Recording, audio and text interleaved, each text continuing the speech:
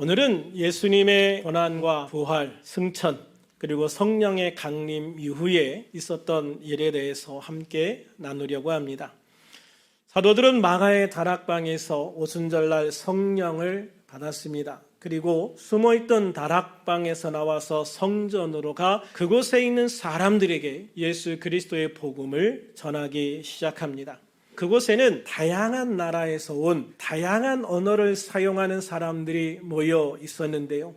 제자들은 그런 다양한 언어를 사용하는 사람들에게 그들이 알아들을 수 있는 언어로 복음을 전했습니다. 성령님이 그들의 입술을 주관하여 그들이 전혀 알지 못하는 언어였지만 상대방이 알아들을 수 있는 언어로 말하게 하셨던 겁니다. 오늘 본문은 그렇게 성전에서 방언으로 복음을 전하는 제자들을 대표해서 베드로 사도가 앞에 나서서 군중들을 향해 복음을 전하는 내용 중에 일부분입니다. 베드로는 이 설교에서 인류 역사상 인간이 해결하지 못한 가장 큰 숙제, 바로 죽음의 문제가 해결되었다고 선포하고 있습니다. 그것은 아무리 권력이 강하고 재산이 많아도 할 수 없는 문제였습니다. 모두가 죽음 앞에서는 무기력해질 수밖에 없기 때문입니다. 그러나 오늘 본문 21절에서 사도 베드로는 담대하게 선포합니다. 누구든지 주의 이름을 부르는 자는 구원을 받으리라. 할렐루야. 같이 따라서 하겠습니다. 누구든지 주의 이름을 부르는 자는 구원을 받으리라. 누구든지 주의 이름을 부르는 자는 구원을 받으리라. 할렐루야. 이 짧은 한 문장이 인류의 절망을 희망으로 바꾸었습니다. 오늘은 이처럼 베드로가 전한 복음을 통해서 우리에게 예수 그리스도는 어떤 의미인가를 다시 한번 생각해 보려 합니다. 베드로는 먼저 예수님의 죽음을 언급합니다. 본문 23절 같이 한번 읽어볼까요? 시작. 그가 하나님께서 정하신 뜻과 미리 아신 대로 내준 바 되었거늘 너희가 법 없는 자들의 손을 빌려 못 박아 죽였으나. 아멘. 이 짧은 구절 안에는요, 기독교 신앙의 가장 핵심적인 역설 두 가지가 공존하고 있습니다. 첫 번째는 십자가가 하나님의 철저한 계획이었다는 사실입니다. 우리가 보기에 십자가는 실패처럼 보입니다. 유대 지도자들의 시기와 가룟 유다의 배신, 그리고 빌라도의 비겁한 판결이 얽혀 만들어낸 비극적인 사건처럼 보이는 거죠. 그러나 성경은 단호하게 말합니다. 이것은 우연이 아니라 하나님께서 창세 전부터 정하신 구원의 뜻이었다고 말하고 있습니다. 예수님은 힘이 없어서 잡히신 것이 아닙니다. 예수님은 12군단이 더 되는 천사를 동원하실 수 있었음에도 불구하고 우리를 살리기 위해서 스스로 그 고통과 죽음의 자리로 걸어 들어가셨다고 말씀하십니다.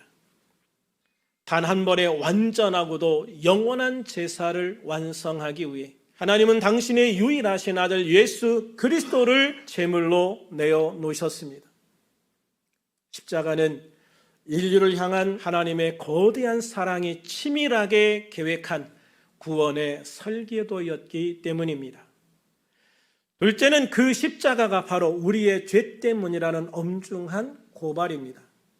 베드로는 유대인들을 향해서 너희가 못 박아 죽였다. 너희가 못 박아 죽였다. 네가 죽였다. 라고 말씀하고 있습니다. 나는 그 자리에 없었으니 상관없어. 그렇게 말할 수 있는 사람은 아무도 없습니다. 우리가 일상에서 짓는 작은 거짓말, 마음속의 미움, 하나님보다 세상을 더 사랑했던 그 모든 불의가, 하나님보다 세상을 더 사랑했던 그 모든 불의가 예수님을 십자가에 못 박는 망치가 되었고 못이 되었기 때문입니다. 로마서 3장 23절 말씀처럼 모든 사람이 죄를 범하였으며 하나님의 영광에 이르지 못했다는 선언 아래 우리 모두는 사형 선고를 받은 죄인이었습니다. 여기서 우리는 십자가의 대속적 사랑이 보여주는 한 실제적인 사건을 이야기를 하려고 합니다. 이 이야기는 더 뉴욕 타임즈의 1930년대 과라디아 시장의 법정 일화라는 기록물 중에 있는 내용입니다. 그는 시장인 농시에 법원의 판사직을 겸하고 있었습니다. 1930년대 대공황 시절이었죠. 미국의 역사에서 가장 힘든 시기였습니다. 배가 고파 빵 한 덩이를 훔친 노인이 법정에 섰습니다. 그 노인은 눈물을 흘리며 가족들이 굶고 있어 어쩔 수 없었다고 선처를 호소했습니다. 라과디아 판사는 이렇게 판결했습니다. 법은 법입니다. 당신에게 벌금 10달러를 선고합니다. 이 선고를 들은 노인은 정말 좌절했습니다. 단돈 1센트가 없는 상황입니다. 그에게 아무것도 할 수 없습니다. 그런 상황에서 10달러라는 벌금은 그야말로 어마어마한 고금일 수밖에 없었습니다. 노인의 얼굴에 절망이 가득 찼습니다. 그 순간 판사는 자기 지갑에서 10달러를 꺼내서 모자를 벗어 놓으며 이렇게 말을 이어갔습니다.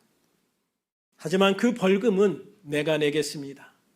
그리고 이 도시에 배고픈 사람이 있는데도 자신은 좋은 음식을 먹으며 산 죄를 물어 이 법정에 있는 모든 사람에게도 각자 50센트의 벌금을 부과합니다.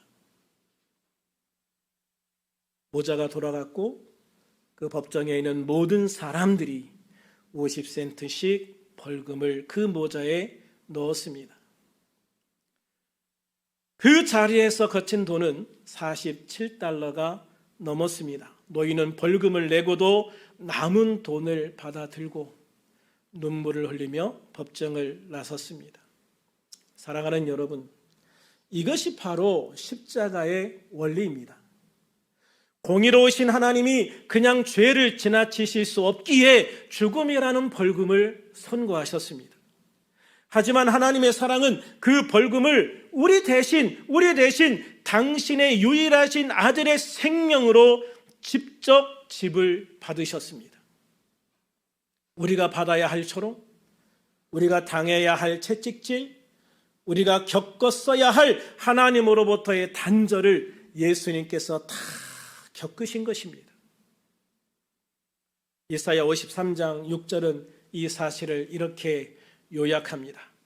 우리는 다 양 같아서 그릇 행하여 각기 제 길로 갔거늘. 우리는 다 양 같아서 그릇 행하여 각기 제 길로 갔거늘. 여호와께서는 우리 모두의 죄악을 그에게 담당시키셨도다. 여호와께서는 우리 모두의 죄악을 예수에게, 당신의 유일하신 아들이신 예수에게 담당시키셨다고 말씀하고 있는 것입니다.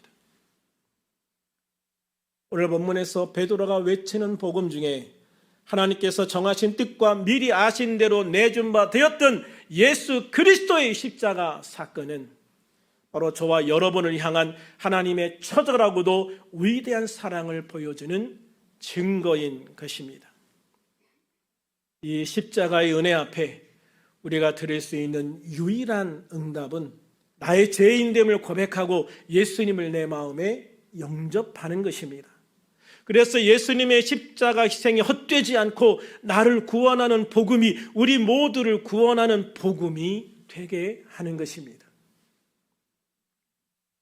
사도 베드로는 이제 복음의 정점이며 우리의 신앙의 핵심인 부활의 소식을 전합니다.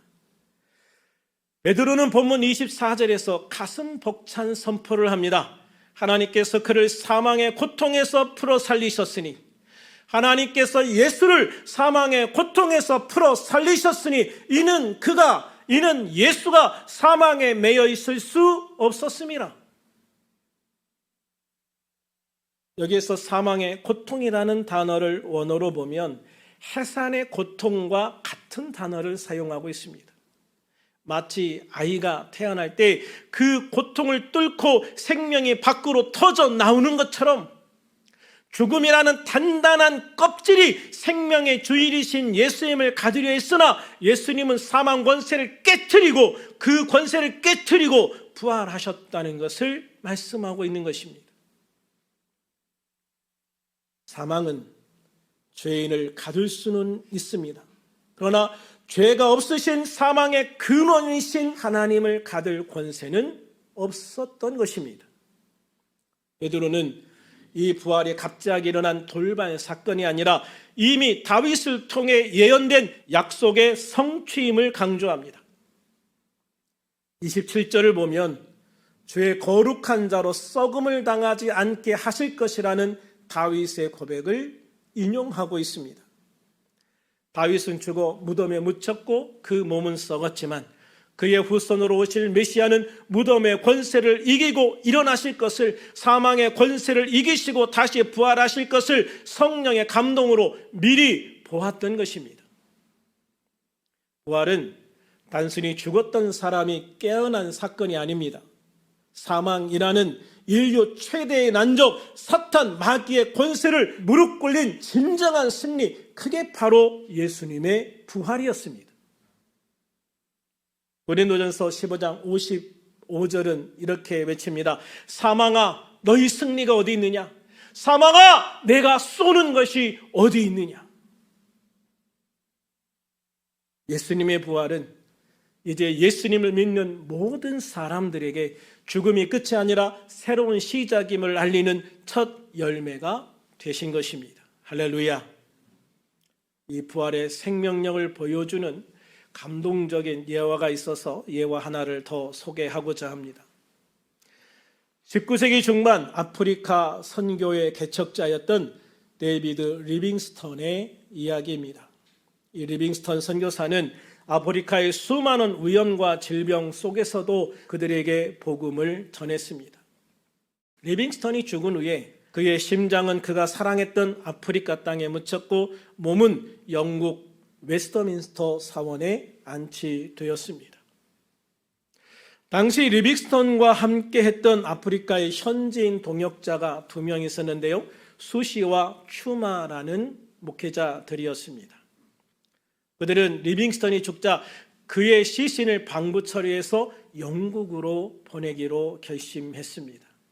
하지만 길도 없는 아프리카 밀림 2,500km를 시신을 메고 이동한다는 것은 불가능해 보였습니다.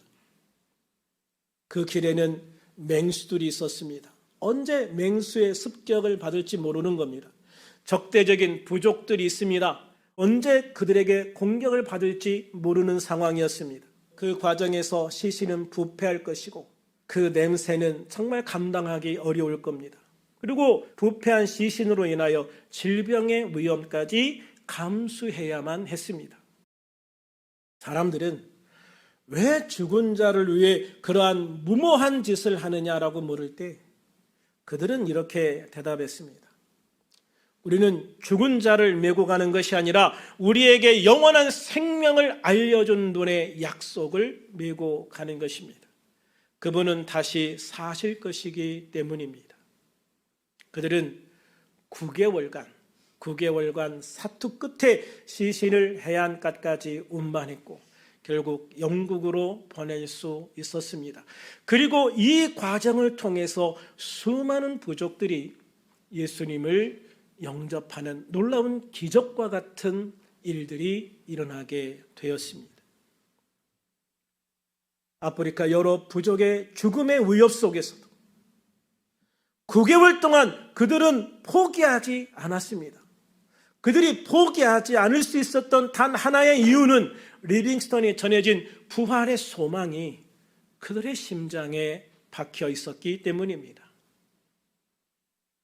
죽음이 끝이라면 그 수고는 헛된 것이었겠지만 부활이 실제라면 그들의 행군은 가장 영광스러운 행진이었습니다.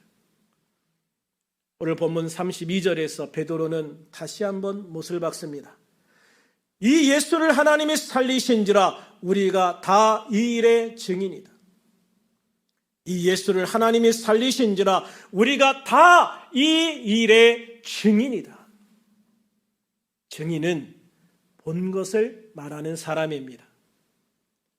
제자들은 부활하신 예수님의 손등에 난 못자국을 보았고 그분과 함께 음식을 먹었습니다. 그분의 말씀을 들었습니다. 이와 같은 확실한 증거가 있었기에 예수님의 부활을 목격한 증인들은 죽음의 위협 앞에서도 당당할 수 있었습니다. 그 어떤 고난과 위협 앞에서도 그들의 큰 믿음을 지킬 수 있었던 것입니다. 사랑하는 여러분, 우리에게도 이 부활의 증거가 있을까요? 예수님께서 사망의 고통을 끊으셨다는 이 놀라운 사실이 오늘 우리들의 삶을 짓누르는 고난과 절망의 사슬을 끊어내고 있습니까? 우리 주님은 무덤에 계시지 않습니다. 예수님은 살아나셨습니다. 지금 성령으로 우리와 함께하고 계십니다. 이 부활의 권능이 우리들의 가정과 일터 그리고 무너진 마음 위에 임하시기를 간절히 축원합니다. 이제 말씀을 정리합니다. 오늘 본문은 우리들에게 질문합니다. 여러분은 이 부활의 예수를 믿으십니까? 아브라함 카이퍼는 우리 삶의 모든 영역에서 만유의 주제이신 예수 그리스도가 내 것이다 라고 외치지 않은 영역은 단 한 채도 없다고 말했습니다. 다시 말하면 우리 삶의 모든 영역은 주님의 것이다 라고 선포하고 있는 것입니다. 예수님의 부활은 단순히 2000년 전의 사건이 아닙니다. 오늘 우리 삶의 모든 어둠과 절망, 질병과 고통 속에서도 내가 사망의 고통을 끊었다고 말씀하시는 현재 진행형의 능력인 것입니다. 그러므로 우리들은 예수님의 십자가 사랑에 감격하고 부활의 소망으로 무장하여 절망에 빠진 이웃들에게 증거하고 선포하는 성도가 되어야 될 줄로 믿습니다. 누구든지 주의 이름을 부르는 자는 구원을 받으리라. 누구든지 주의 이름을 부르는 자는 구원을 받으리라. 이 생명의 이름을 붙들고 이번 한 주간도 승리하시는 여러분이 되시기를 바라고 우리 주님 다시 오시는 그날까지 이 믿음을 지키고 승리하며 나아가는 우리 모두가 되어질 수 있기를 우리 주님의 이름으로 축원합니다. 축원합니다.